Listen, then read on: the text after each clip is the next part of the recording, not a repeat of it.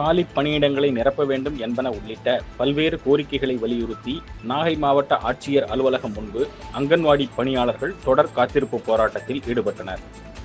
காலி பணியிடங்களை நிரப்ப வேண்டும், நீண்டகாலமாக பணிபுரிந்து வரும் அங்கன்வாடி பணியாளர்களை நிரந்தரம் செய்ய வேண்டும், மே மாத கோடை விடுமுறையை முழுமையாக வழங்க வேண்டும், தேர்தலின் போது வெளியிட்ட தேர்தல் அறிக்கையை திமுக அரசு முழுமையாக நிறைவேற்ற வேண்டும் என்பன உள்ளிட்ட பல்வேறு கோரிக்கைகளை வலியுறுத்தி தமிழகம் முழுவதும் மாவட்ட ஆட்சியர் அலுவலகங்களில் அங்கன்வாடி பணியாளர்கள் தொடர் காத்திருப்பு போராட்டத்தில் ஈடுபட்டனர்.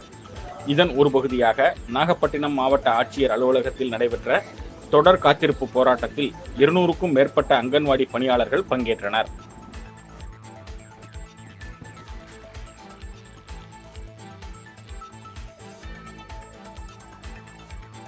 இதேபோல் ராமநாதபுரம் மாவட்ட ஆட்சியர் அலுவலகத்தில் அங்கன்வாடி ஊழியர் மற்றும் உதவியாளர்கள் தொடர் காத்திருப்பு போராட்டத்தில் ஈடுபட்டனர். இதில் 1000க்கும் மேற்பட்டோர் கலந்து கொண்டனர்.